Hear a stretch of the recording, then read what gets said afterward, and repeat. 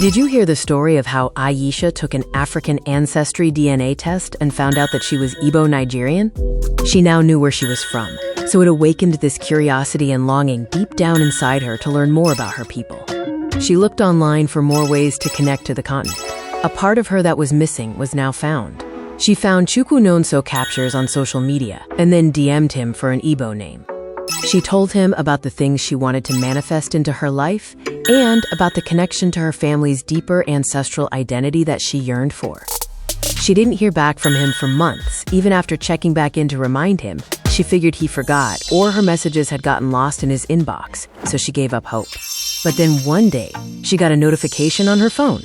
She was so glad she hit the bell to get a notification for when his new videos dropped. He gave her the perfect Igbo name, Ogonna, meaning favor from the father. She was so excited, she now felt more connected to the continent.